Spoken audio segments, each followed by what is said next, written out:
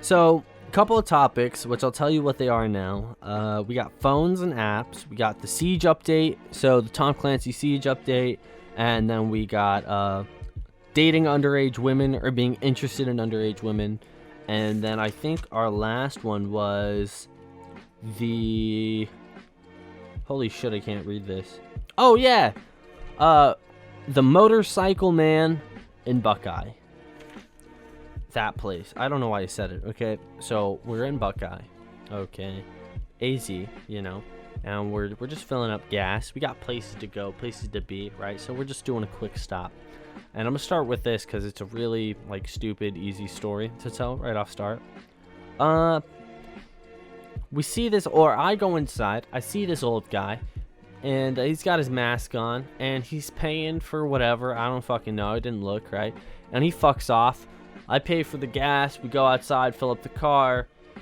Car's filled up, right? We're about to fuck out of there, okay? And as we're pulling out, the old man pulls out at the same time. And he pulls out on this, like, American flag paint job motorcycle. Like, it was really, like, run down and looked like it had been just, like, doohickied up. Like, he just, like, it was all a complete, like, personal job that he did, I guess. And he's wearing science goggles, like chemistry goggles you would see in a classroom, just driving down the street. And it's not the weirdest thing I've ever saw, but it was creative to say the least, and I admired his creativity. It was really something. As for the rest of the podcast, a cancer has consumed my... Oh my god, what? Don't ever do that again. So what I'm recording on, right? Everything looks like wavelengths, okay? Everything. So it's going all the way through wavelengths, you know? And then all of a sudden it looked like Play-Doh, like mashed Play-Doh had been like smeared across my screen. I was gonna shit my pants. I thought I'd have to restart, and Lord knows I would not restart. I would just throw this on the internet and hope I don't get shit on. Okay, so phones and apps. I did want to talk about this because I was watching a Netflix documentary, and we all know those are completely 100% accurate and with no fail. So, I don't know. Some of the people they interviewed seemed legit to me. And the what is it called, man? But the whole documentary is referring to technology's effect on people in modern day society, and it talks about the suicide rates and the massive amount of fake news that's so easily spread around, especially with like this new society we have built up where politics is getting leaked on Twitter and things like that. So Tronics, I'm looking it up on Netflix right now, if I can even spell.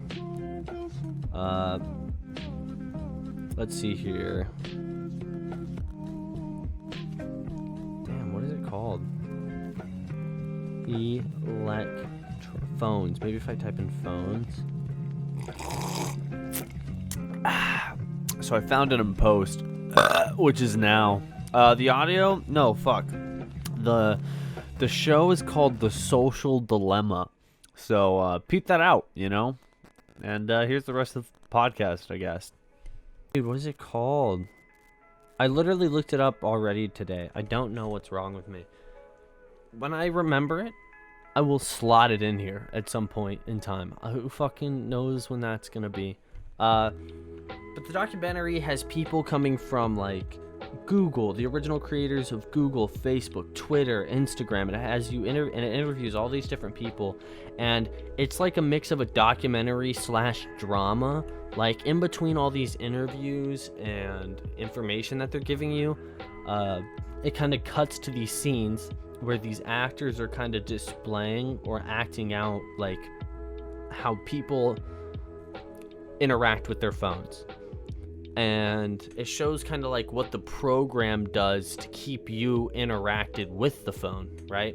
pinging you emails, not just emails, but pinging you emails, ads, things that might pique your interest based on your prior searches on Google or what you liked on Instagram, right? So it talks about how we're the consumer, right? Or not even the consumer, we're the ones being sold, and the people who are buying are the people who are buying the data that is collected on us from all the things that we look at, subscribe to, that we send to our friends, right? It calculates if we scroll past and like a football and then a soccer and then a baseball image, and then it compiles all that information and sends you an ad or a page that you might engage with that's similar to it, to make sure that you stay engaged with the app, and how it's constantly trying to feed out more content to keep you addicted to that program, whatever it may be, right? And it talks about how programs and AIs they don't have morals. They don't have this compass to find out what's better for you or what is good for you as a human being. And it's super fucky. And then it even talks about how in the 2010 to the 2020s, suicide rates have gone up between teenagers.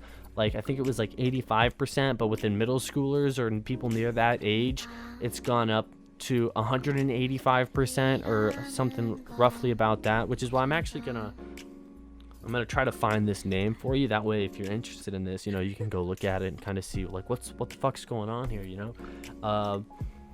and one of the most interesting parts to me, but also the most impactful one, is that Facebook has literally started a means to drive out Muslims from this country. I want to say it's Miramar or oh shit, what was it? Don't quote me or at me on this to people, okay? Because I'm just giving you what I can remember. If I can remember the country here. Okay, I'm not gonna remember. That's a sham. Okay, there was a country. I want to say in Asia, maybe Western Asia is what I'm thinking. Not Western, no. Southern Asia. I want to say it's Southern Asia.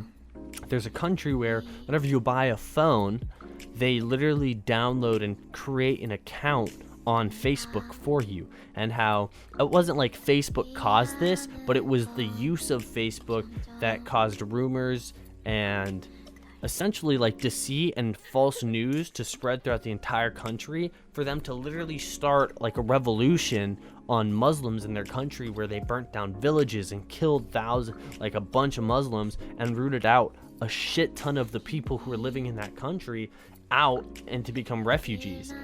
Which I know it may seem like an outrageous kind of thing, but it's real, Social media has a negative impact on our lives, and as much as we don't want to admit that, that's a real thing that we struggle with daily.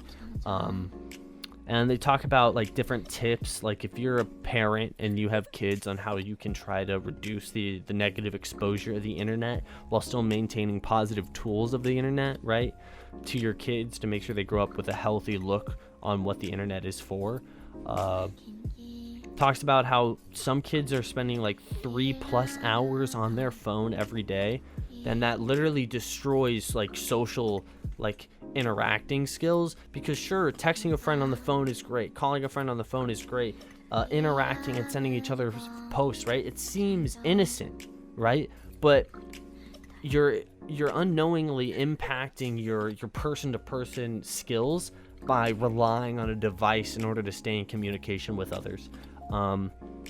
It talks about a whole much more, and it's really this mind-blowing documentary, where I literally at the end of it, I was what can I do, what can I do to help somehow stop people from using social media, or at least reduce their time on it. And I want to touch up on those suicide rates again, because again, that's terrible. It talks about how these women are on their phones and they're looking at what this perfect model woman is supposed to be like. And it doesn't matter how many times we tell them that it doesn't matter what they look like. They're still getting these influences from the internet, whether it's TikTok and it's just some fucking stupid dance, right, without like a bra on. That's still negatively impacting her, because now she's going to start looking at herself in a way that doesn't affect her in a positive manner, and will only make her more self-conscious about who she is and what she can do. So a lot of serious stuff to think about, and when you watch the podcast you really get a better grasp of what this whole problem is. And I feel like kind of awful not being like, because I wanted to take notes on it and really explain some of the stuff that was going on there. I think it's in my other notebook actually, right here. If I can find it, because it like blew me out of the water, man. I was like, what the hell is going on?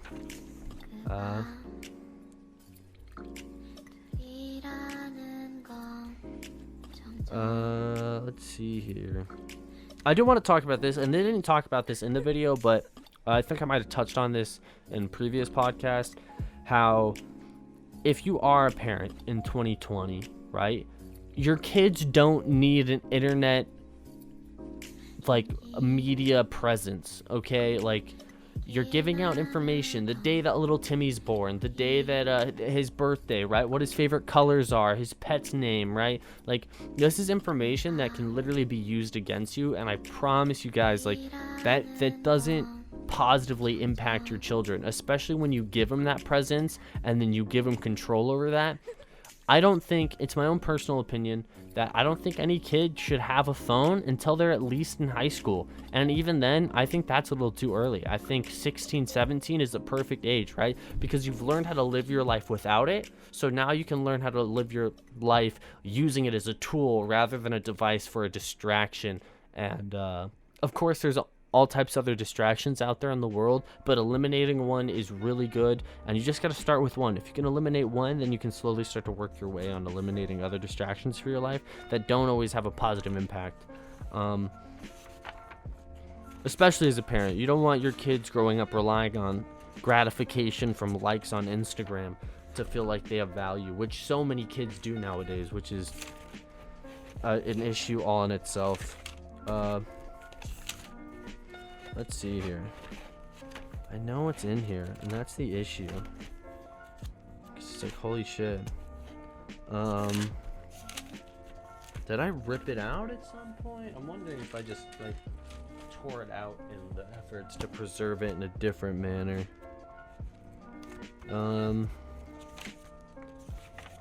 Because it would be really nice to have this information to give to you guys. That way you guys have a better idea. And what I'm looking for is the name of that country and how it was affected by social media. You know what? It might be Myanmar. It was spelled Myanmar. Let's see here. There was killing, there was rape, there was burning villages. Over 700,000 Muslims were pushed out of the country. And it was because they would preload Facebook, and Facebook would recommend, it's not Facebook itself, but the AI that runs and maintains like recommendations and things like that was recommending like what you might call hate groups or advertising that has a negative bias towards Muslims. And it's not like the internet is saying Muslims are bad, right? It's just saying this is the common thing that you seem to be looking at, so here's this, right? Here's more of that to feed whatever like hatred you already have. So I don't know, personally, that was just like, it kind of hung on to me it's kind of been hanging on to me over the last couple of days. I wish I had more power, and I really want to try to see if there's any way I can get more involved in that as of right now. But, you know, that's the most heavy topic for the day. After that, I know that's such like a terrible thing, like a fucking just refugee move of Muslims, and I'm just gonna go to like the Tom Clancy Siege update. So the Tom Clancy Siege update, they reworked one of the maps, which personally I like the rework. I mean, it's a little confusing now just because, you know, I've played on that map so many times before, and it's just like, what the fuck, right? It's currently going on right now. I believe you can do that map only. I think it's called Chalet. Maybe it's not. I'm an idiot. It's the one in the snow with the snowmobiles and there's snowmobiles in the basement and whatnot. There you go. Now you know what map it is. Let's see. It also has the display cases inside one of the main rooms, which it looks kind of like a little museum in there.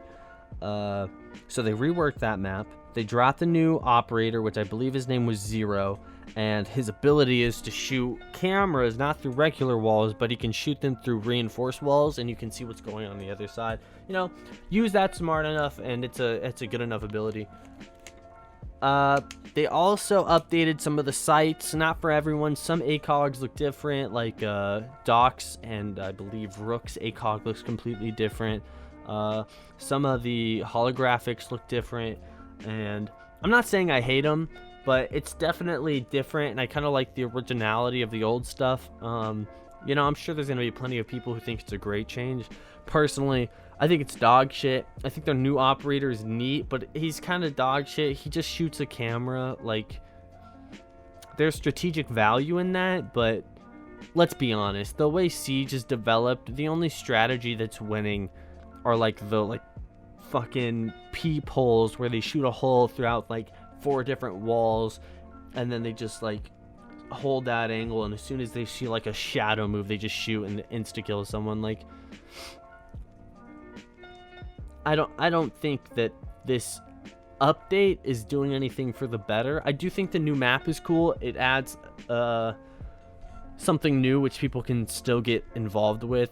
But as far as the guns and the operator goes, one of my favorite YouTubers, General Sam, did a video on this, and like he said, they're gonna have to add like fucking Megatron into this eventually, because they're just running out of operator abilities, and I think they really need to spend some time on operators and what their abilities are gonna be, rather than just trying to release for seasons and things like that. I think they should really, like, if it takes them a year and a half to come up with a new idea, well, then it takes them a year and a half. Like, it sucks, but let's put some time and effort into our games, and let's get a product that we can all love, you know? Disagree or don't, I don't give a fuck. The underage women. Yes, this part was good. I don't know why, but I've been making a lot of jokes about that today. My homie, the co-host, has found a crush who is just slightly underage, and I thought that was hilarious. Now my thoughts on that, which I kind of touched on last week with the whole pedophile thing they're doing in California. Okay. I don't think it's wrong if you're like 19, 18, 20, 21, 22 to have a crush on someone under 18. But let's be honest. If you're going to have a crush on someone, right?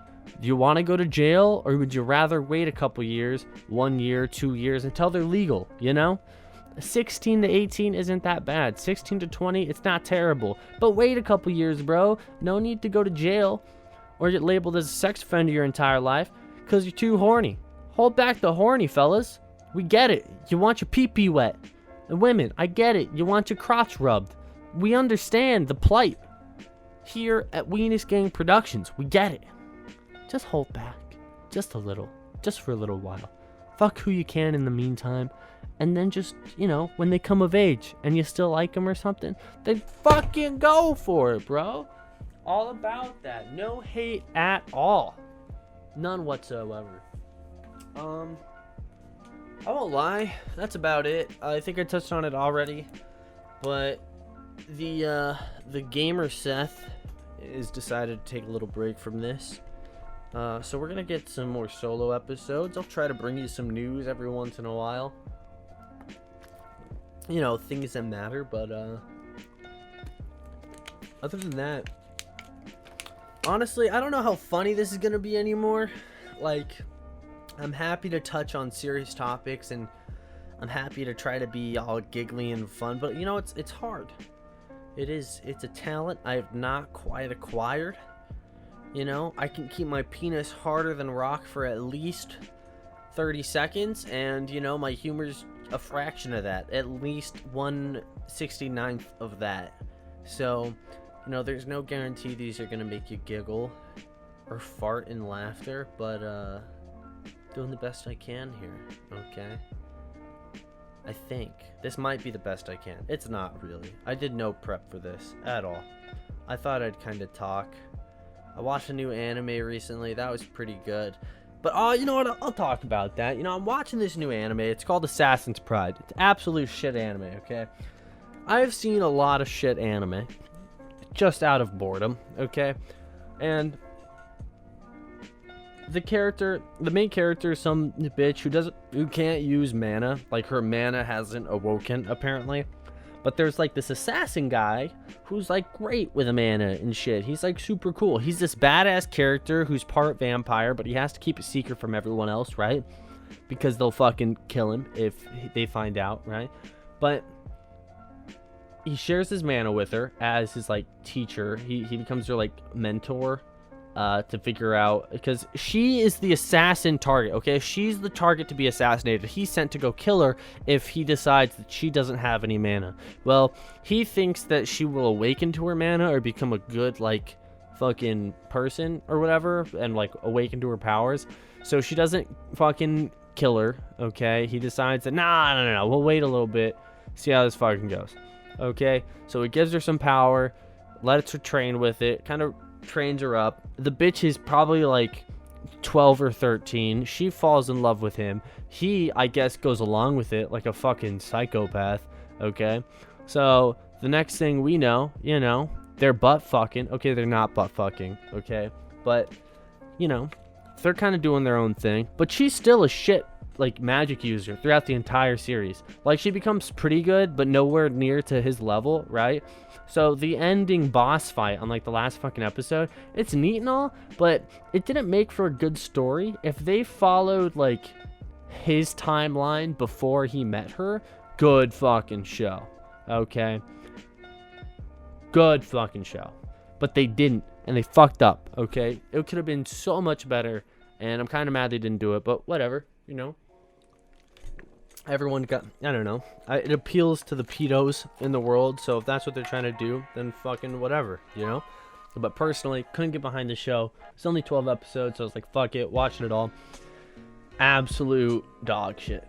Just, oh my god. There were some neat dynamics.